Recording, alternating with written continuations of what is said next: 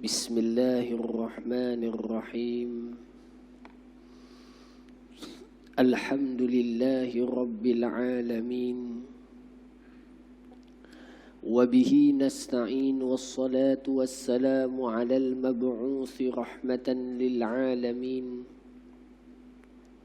Sayyidil ghurril muhajjalin nabiyyina Muhammadin wa ala alihi wa ashabihi wattabi'in wa man tabi'ahum bi ihsanin ila yaumiddin.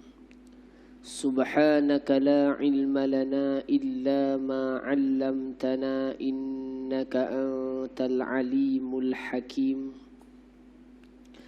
Rabbi shrah li sadri wa yassir li amri wahlul 'uqdatam min lisani yafqahu qawli. ولا حول ولا قوة إلا بالله العلي العظيم آمين أما بعد فالسلام عليكم ورحمة الله وبركاته. Yang berusaha, barisan ahli jawatan kuasa yang dikasihi Tuan Imam, Tuan Bilal, seluruh para jamaah, para hadirin muslimin dan muslimat, mukminin dan mukminat, mudah-mudahan Allah Ta'ala memberkati dan merahmati majlis pertemuan kita ini. Allah Ta'ala mengikhlaskan dan melapangkan dada-dada kita dan niat-niat kita. Dan kita bermohon kepada Allah Subhanahu Wa Ta'ala, semoga majlis kita pada malam ini mendapat taufik daripada Allah dan pimpinannya. Dan kita bermohon kepada Allah, semoga setiap masa dan detik adanya kita di dalam masjid ini, di dalam majlis ini, semuanya berada dalam timbangan amal soleh kita yang akan memberatkan mizan timbangan amal kita di sisi Allah Subhanahu Wa Ta'ala. Allahumma amin. Hadirin yang dikasihi sekalian, insya-Allah Ta'ala pertemuan kita adalah menyambung perbahasan dan perbincangan kita daripada kitab Ghayatul Matlub wa A'zamul Minah Fima yaghfirullahu bidzunub atau minadz-dzunub al-mujibu lil jannah, iaitu cita-cita yang tertinggi pada membicarakan tentang perkara yang boleh menghapuskan dosa dan membawa kepada syurga. Jadi insya-Allah Ta'ala sambungan kita pada muka surat berapa je? 31. 31 ke 33? 31. Pada 31 pada yang mana? Selepas ayat Quran tu. Zunnun berkata. Okey. Baik. Zunnun ni Zunnun al-Misri tuan tadi, iaitu seorang tokoh besar di dalam akhlak di bumi Mesir, atau panggil Zunnun al-Masri.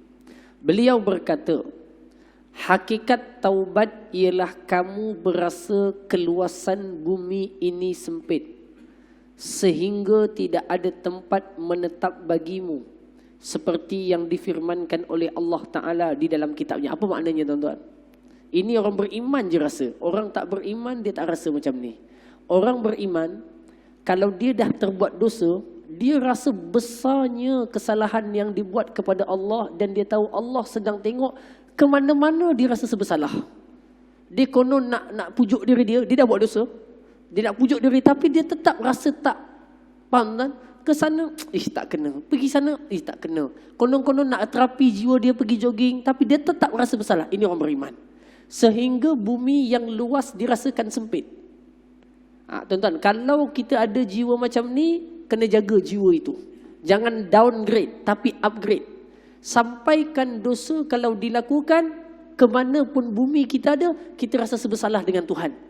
Walaupun bukan dekat Meru. Tuan-tuan pergi ke Scotland, pergi sana, orang Meru semua tak kenal. Tuan-tuan, buat benda jahat kat sana contohnya, atau benda yang memaksiati Allah SWT. Semoga Allah pelihara kita semua, amin. Tuan-tuan, walaupun di sana seorang-seorang, bila iman ada dalam diri dia, tuan-tuan, dia seorang orang tak kenal, tapi dia tetap merasakan ada yang tak kena ke mana pun dia pergi. Maknanya apa? Bumi yang luas dirasakan sempit. Inilah seperti kisah 3 orang sahabat Nabi yang dikisahkan dalam surah Taubah ayat 118. Tuan-tuan nanti buka Quran,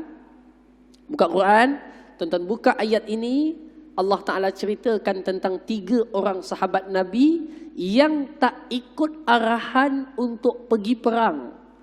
Sedangkan dia tak ada keuzuran.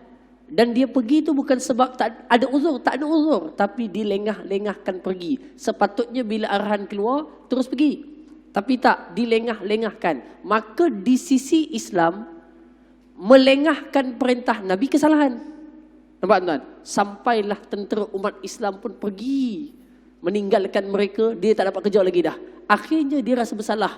Dia kata kita ni tak ada uzur, tak ikut Nabi pergi perang. Kawan-kawan lain pergi merentas padang pasir, panas, terik. Kita tak ada apa-apa. Kenapa kita duduk kat sini? Sebab kita lengah-lengahkan tadilah. Kita tak dapat ikut jemaah pergi perang. Tak dapat ikut pergi berjihad. Sedangkan umat Islam yang lain semua penat, letih, panas. Kita senang-senang duduk kat Madinah. Tuan-tuan, dia tahu dia tak ikut perintah Nabi untuk siap cepat pergi perang. Dan dia rasa bersalah. Tuan-tuan tengok. Bila Nabi balik, semua orang yang tak ikut, bukan dia 3 orang, ramai lagi. Tapi yang ramai tak ikut munafik. Orang munafik bagi alasan, dia kata, ya Rasulullah, maaf sakit, tak sihat. Okey. Wahai Rasulullah, bini ni ada tak masalah, tak boleh jaga rumah. Anak ada masalah, tak boleh pergi. Saya ada masalah yang tak boleh bagi. Sampai 3 orang ni, dia jumpa Nabi, mula-mula dia nak bagi alasan.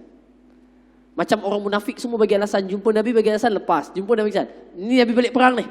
Bila 3 orang ni sampai, Ka'ab bin Malik, Hilal bin Umayyah, dia sampai depan Nabi. Dia kata, bila aku tengok sahaja wajah Nabi, tak tergamak rasanya aku nak tipu Nabi. Faham kan? Dia kata, aku tak tergamak nak tipu Nabi SAW. Tak tergamak. Bila tak tergamak nak buat macam mana? Tuan-tuan? Jadi dia tak pun tipu. Dia pun kata, ya Rasulullah, kami tak ada alasan apa pun tak pergi sana. Melainkan kami lengah dan lambat. Tengok tuan-tuan. Bila begitu tuan-tuan, Nabi kenakan denda ke atas mereka. Apa dendanya? Dipulaukan. Pulau maknanya apa? Jangan bertegur sapa dengan dia. Sampai Allah turunkan ayat memaafkan kesalahan dia. Tuan-tuan tengok. Dia bukan buat maksiat kepada Allah. Dia cuma melengahkan perintah Nabi. Sebab itu memaksiati Rasulullah dikira sebagai ingkar dan maksiat. Jangan ingat dosa kepada Allah Ta'ala aja, curi, tipu. Tak. Mengingkari perintah Nabi, membelakangkan Nabi, melengahkan Rasulullah juga adalah maksiat. Tuan-tuan, sejak daripada itu, bumi yang luas, bumi ni luas, tuan-tuan, dirasakan sempit oleh 3 orang ni. Pergi sana tak kena, pergi sini tak kena, jumpa orang bagi salam, orang tak nak jawab, senyum kat orang, orang tak nak balas senyuman, tengok kat Nabi, Nabi tak nak pandang. Dia rasa stres, tertekan. Bumi luas tapi dirasakan sempit. Allah Ta'ala rakamkan dalam ayat 118. وَضَاقَتْ وَعَلَى الثَّلَاثَةِ الَّذِينَ خُلِّفُوا حَتَّى إِذَا ضَاقَتْ عَلَيْهِمُ الْأَرْضُ بِمَا رَحُبَتْ وَضَاقَتْ عَلَيْهِمْ أَنفُسُهُمْ وَظَنُّوا أَنْ لَا مَلْجَأَ مِنَ اللَّهِ إِلَّا إِلَيْهِ ثُمَّ تَابَ عَلَيْهِمْ لِيَتُوبُوا. Kemudian 3 orang yang tak ikut pergi perang tadi, mereka merasakan bumi yang luas itu sempit kerana sempitnya dada mereka di atas denda yang dikenakan ke atas mereka ini. Wa dhannu alla malja'a minallahi illa ilaih. Sampailah mereka merasakan kita dah tersiksa hampir 50 hari. Tuan-tuan bayangkan. Bayangkan macam ni je lah tuan-tuan. Kita datang Masjid Muttaqin, tak ada orang nak tegur kita. Assalamualaikum Ji. Kita bagi salam, Assalamualaikum warahmatullahi. Orang sana terus pandang sana, cepat-cepat. Tak nak tengok kita. Nak pakai selipar, Assalamualaikum. Orang semua paling kat kita. Tuan-tuan, rasa sedih tak? Sedih. Pergi Masjid Fatih, sembahyang, merajuk. Rupanya orang Masjid Fatih pun tahu. Tak tegur kita juga. Tuan-tuan, tak tegur kita juga. Tuan-tuan pergi masjid jauh sikit. Masjid mana tuan jauh sikit? Masjid Jelapang. Tuan-tuan, pergi sana sama juga. Pergi Manjoy sama juga. Tuan-tuan sembahyang dekat Prima, baru saya layan tuan-tuan contohnya. Okey. Tuan-tuan. Orang semua tak layan, kita akan rasa sempit dada, sempit jiwa. Tuan-tuan, sahabat Nabi ni yang tak nak tegur ni sahabat rapat. kadang-kadang sedara mara, tapi kerana perintah ini keluarnya daripada Nabi sebagai suatu pendidikan untuk mereka, kenapa tidak berdisiplin saat jihad nak dilaksanakan. Disiplin. Orang lain pergi susah, kamu duduk senang kat Madinah, tak boleh. Disiplin. Ini pendidikan Nabi dalam makna denda ke atas tentera-tentera umat Islam yang sengaja tidak mahu ikut pergi perang. Tuan-tuan yang dikasihi sekalian, mereka rasa sempit dada, Nabi pun tak tengok mereka, orang pun tak jawab salam mereka. Sampailah pada hari yang ke-50 lebih kurang, tuan-tuan, mereka kata tak ada siapa yang boleh selamatkan kita lagi ni melainkan kembali kepada Allah. Mereka betul-betul taubat, ya Allah kami menyesal betul buat ini. Taubat 3 orang ni, taubat betul-betul. Sampai Allah sebut dalam Quran 3, Allah sebut 3 orang ni. Wa 'alas salasatil ladzi, dan di atas 3 orang, 3. Ka'ab bin Malik, Hilal bin Umayyah dan sebagainya. Seorang lagi, tuan-tuan. Allah sebut 3 orang ni. Mereka merasakan sempit bumi ini, sedangkan bumi itu luas. Kerana sempit dada mereka, lalu mereka kata tidak ada siapa yang dapat kembalikan kita melainkan Allah. Lalu mereka taubat kepada Allah. Quran kata benar, summa taba alaihim liyatubu. Lalu Allah Ta'ala memberikan taufik kepada mereka untuk bertaubat, dan mereka bertaubat dan Allah terima taubat mereka. Jadi tuan-tuan yang dikasihi sekalian, apa maknanya? Iaitu tempat kembali mereka saat itu adalah kepada Allah Subhanahu wa Ta'ala, dan Allah menerima taubat mereka. Jadi tuan-tuan, ini adalah satu kisah sahabat Nabi yang juga pernah didenda. Tuan-tuan, ni sahabat, tuan-tuan, bayangkan. Sahabat pun ada krisis macam itu.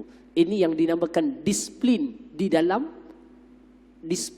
dalam pasukan umat Islam pada waktu itu. Tuan-tuan jangan ingat Islam ni agamanya lembut, Nabi tak apalah kamu ni minta ada. Ada masa Nabi sangat lembut dengan para sahabat.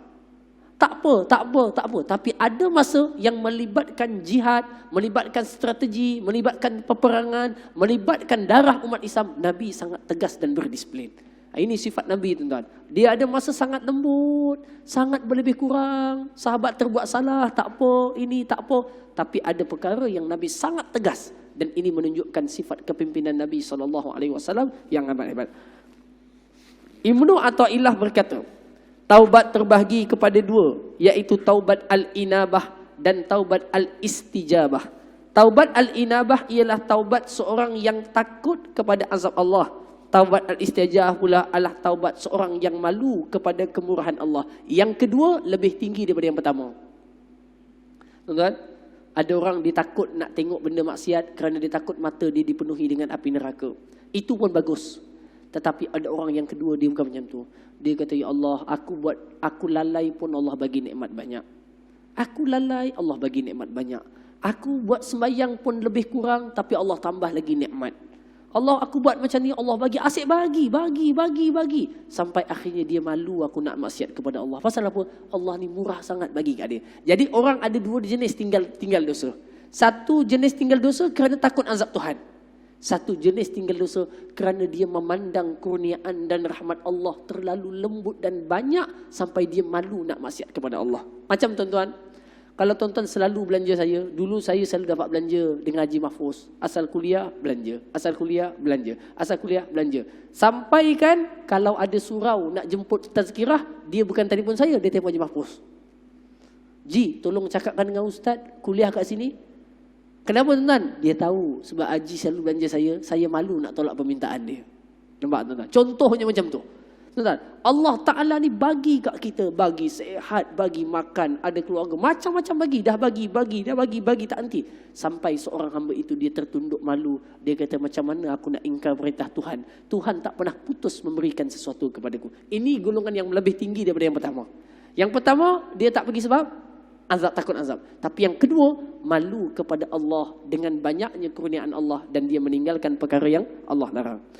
As-Susi ditanya tentang taubat, maka dia berkata taubat adalah kembali kepada segala sesuatu yang dicela oleh ilmu untuk menuju kepada yang dipuji oleh ilmu. Maksudnya apa tuan-tuan?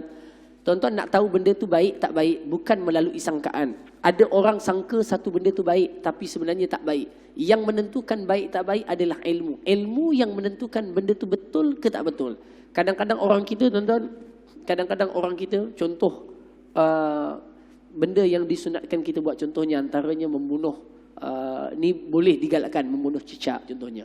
ataupun boleh membunuh ular hitam kalau dia degil. Tuan-tuan, dah bagi keluar, jangan, dia degil, boleh dibunuh. Kadang-kadang kita buat macam tu, orang kata, kamu ni apa ni? Teruknya. Sedangkan ilmu mendefinisikan sebaliknya. Faham tak? Ilmu kata boleh. Nampak tak? Ilmu kata harus, sebahagian benda ilmu kata sunat. Ilmu kata sunat.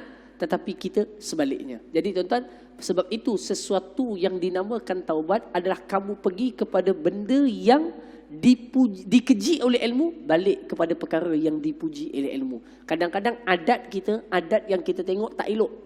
Tapi dalam ilmu itulah sebaiknya dan sepatutnya. Dan itulah perkara yang elok. Jadi ini perlu kita sama-sama cermati dan fahami dengan baik. Tuan-tuan yang dikasihi sekalian, contoh apa dia tu? Berebut saf pertama. Berebut saf pertama, tuan-tuan, sebenarnya dalam ilmu elok. Tapi tuan-tuan mungkin nampak tak elok. Apa ni laju-laju ni rebut saf pertama ni? Cepat datang. Tak. Rebut saf pertama itulah elok. Tuan-tuan, rebut saf pertama lah elok. Nanti orang kata, teruk betul dia. Apa lari-lari nak dapatkan saf? Bukan lari maknanya cepat-cepat nak dapatkan saf. Bagilah orang tua dulu. Itu pada sangkaan dia. Tetapi ilmu menatijahkan tak. Rebut saf pertama adalah benda yang baik. Siapa yang dapat itu fadilat. Nabi SAW kata di dalam hadis, kata Nabi SAW, "Lau ya'lamun nas ma fin nida wa saffil awal illa an yastahimu lastahamu." Kata Nabi SAW, kalaulah manusia ni tahu apakah fadilat melaungkan azan jadi Bilal, dan juga ada dekat saf pertama dalam sembahyang, mereka tak ada jalan lain melainkan terpaksa buat undian. Pasti mereka dah undi dulu dekat luar sebelum dapat saf pertama. Tapi ramai orang tak tahu, akhirnya dia kata, kamu lah azan. Tak apalah, kamu pergi. Tuan-tuan, sedangkan mendapatkan saf pertama fadilat yang tu. Sebab itu kata pengarang kitab, taubat itu adalah kamu pergi daripada apa yang ilmu kata tercela, pergi kepada apa yang ilmu kata ianya adalah sesuatu yang dipuji. Baik, tuan-tuan yang dikasihi sekalian, ciri-ciri ini merangkumi zahir dan batin bagi siapa yang melihat dengan pandangan ilmu. Ini kerana tidak ada kejahilan yang kekal bersama ilmu, seperti mana tidak ada malam yang terus kekal bersama terbitnya matahari. Maka ini meliputi semua bahagian taubat secara khusus dan umum, dan ilmu ini menjadi ilmu secara zahir dan batin. Dan untuk menyucikan ilmu zahir dan batin dengan sifat taubat yang lebih khusus dan sifatnya yang umum, tuan-tuan, orang ni berbeza. Dia punya makam dan dia punya taubat. Orang biasa, amalan maksiat zahir dianggap sebagai salah dosa. Tipu, mengumpat, curi, dosa. Okey, clear lah. Tetapi orang yang ahlillah, orang yang rapat kepada Allah, dia rasa lewat sembahyang je sudah dosa bagi dia. Faham kan? Lewat sembahyang tu dah dosa bagi dia dah. Lalai tak cukupkan istighfar hari itu, dosa dah bagi dia. Sebab itu makam berbeza. Okey kan? Makam berbeza. Dan kita kena selalu tingkatkan makam kita agar kita punya taubat bukan taubat daripada maksiat zahir je, taubat daripada maksiat batin. Sebab itu tuan-tuan tengok, Nabi ni maksiat apa Nabi buat? Tapi kenapa Nabi taubat dan istighfar? Tuan-tuan, kenapa? Tuan-tuan, kerana makamnya yang sangat tinggi itu. Kalau dia bukan terturun, dia bukan turun, tuan-tuan. Maknanya kalau bagi kita itu tak ada apa-apa, itu mulia dah. Tapi bagi Nabi itu satu kekurangan yang memerlukan kepada taubat. Jadi tuan-tuan, itu perbezaan. Sebab itu orang awam dengan kita jangan disamakan. Tuan-tuan orang masjid, mungkin lain, tak buat dosa macam orang awam. Orang awam kalau dia tak mencuri, dia kata itu baik dah. Tapi tuan-tuan, kalau lambat sembahyang, itu sudah buruk bagi tuan-tuan. Okay? Jadi setiap orang makamnya adalah berbeza. Sambung lagi. Zunnun berkata, setiap anggota tubuh manusia mempunyai taubat. Taubat hati adalah berniat untuk meninggalkan perkara yang dilarang. Taubat mata adalah menundukkan pandangan. Tuan-tuan, hati kena selalu, ya Allah, hari ini taubat kepadamu, ya Allah. Mata punya taubat, tundukkan pandangan. Tundukkan pandangan, tuan-tuan, bukannya senang. Nama je tunduk, tuan-tuan. Nama je tunduk. Kalau saya kata, semua jemaah tundukkan kepala, semua tunduk, tuan-tuan. Tapi kalau kita pergi shopping mall, semua tundukkan kepala, susah nak tunduk, tuan-tuan. Sakit tengkuk belakang. Tuan-tuan, sebab sukar menundukkan pandangan, maka itulah taubat bagi mata. Taubat mata adalah menundukkan pandangan daripada perkara yang diharamkan oleh Allah Ta'ala. Taubat tangan pula adalah menghindarkan daripada mengambil perkara yang haram atau melakukan perkara yang haram. Ambil itu maknanya ambil hak orang. atau melakukan yang haram, tulis benda yang tak baik, okey, buat fitnah dalam media sosial, send benda yang tak elok dan sebagainya, itu semua adalah perkara jahat bagi tangan. Taubat kaki adalah tak pergi kepada tempat-tempat yang melalaikan. Taubat telinga adalah tak mendengar perkara yang batil. Taubat kemaluan adalah menjauhi perkara-perkara yang keji sebagaimana yang telah kita maklumi, zina, liwat, onani dan sebagainya. Baik. Beliau berkata lagi, siapa? Zunnun al-Basri. Taubat yang sebenar adalah menangisi dosa-dosa yang lalu, takut untuk kembali melakukannya, menjauhi rakan-rakan yang tidak baik dan mendekati para ulama. Tuan-tuan dan kasih sekalian, benda yang susah tetapi inilah benda yang boleh memadamkan api neraka. Nabi sebut dalam hadis, kata Nabi SAW, dua mata yang takkan disentuh api neraka. Dua jenis, okay, two type of eye. Dua jenis daripada mata yang tidak akan disentuh api neraka. Apa dia tuan-tuan? Ainun, mata yang berjaga dalam mempertahankan tanah air umat Islam. Dia tak tidur, sebab apa? Takut musuh serang. Itu siapa bekas-bekas tentera pencin ni tuan-tuan. Dulu kalau kerja niat-niat macam ni, dapat pahala jihad. Ribat tuan-tuan. Jaga tanah air umat Islam, duduk dekat Lahad Datu, duduk dekat sempalan Singapura, duduk dekat sana. Jaga perbatasan. Takut musuh datang mengancam keselamatan dan keamanan negara. Itu tu jihad dan ribat. Mata tu yang duk jaga daripada musuh tu, mata tu tak disentuh api neraka Allah Ta'ala. Tapi mungkin sayangnya dulu pendedahan ini tak diwar-warkan. Akhirnya kita mungkin sekadar arahan ataupun kita menganggap itu sekadar gaji yang perlu dapat sebab itu dibayar dengan gaji. Tak tuan-tuan. Sebenarnya itu adalah satu kerja yang sangat mulia dan besar. Kalau kita ada ilmu dan kita betulkan niat kita saat kita berjaga mempertahankan tanah air umat Islam. Jadi hadirin yang dikasihi sekalian, yang pertama. Yang kedua apa? Ainun bakat min khasyatillah. Mata yang menangis kerana takutkan Allah. Tuan-tuan hidup dah 60 tahun, 70 tahun. Saya hidup dah 32 tahun. Berapa kali kita betul pernah nangis kerana Allah? Bukan Hindustan. Okay, mungkin depan Kaabah pernah menangis agaknya. Mungkin tengah baca Quran pernah menangis. Tapi tuan-tuan, berapa kali kita menangis? Mata yang dapat menangis kerana takutkan Allah, mata ini mata yang tidak akan disentuh api neraka. Dalam hadis yang lain, Imam Bukhari meriwayatkan hadis ini daripada Sayyidina Abu Hurairah radhiyallahu taala anhu. Nabi SAW bersabda, 7 golongan Allah akan selamatkan di akhirat. Akhir sekali kata Nabi, wa rajulun dzakarallaha khalian fafadat ainah. Seorang yang duduk ingat Allah sendirian, Allah, Allah, Allah, mengalir air matanya. Nabi kata orang ni dekat akhirat Allah jaga dia. Dia akan diselamatkan daripada kesengsaraan hari kiamat. Tapi bukan senang tuan-tuan. Senang ke Haji Mahfuz nak nangis? Sebut zikir ni nangis. Tak tuan-tuan. Tak. Kita dengar kawan baik kita meninggal kena COVID nangis, okey senang. Boleh keluar tuan-tuan. Saudara mara boleh. Tapi tuan-tuan nak nangis sebut nama Allah, dia tidak akan berlaku melainkan kepada hati orang yang betul-betul sudah merasai agungnya Allah. Itu baru dia rasakan. Semoga Allah kurniakan saya dan kita semua hati seperti itu, hati yang mengenal Allah dan hati yang boleh lembut saat mendengar nama Allah dan tertunduk kerana kebesaran dan keagungan Allah Subhanahu wa ta'ala. Selesai.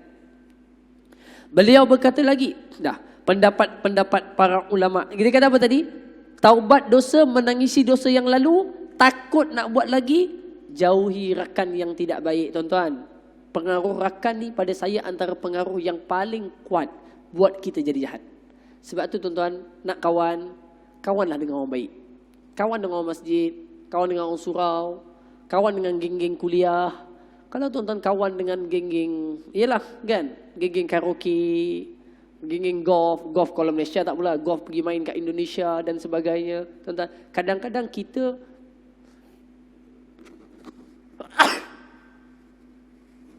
Alhamdulillah. Sebut yarhamukallah tuan-tuan. Okay. Baik.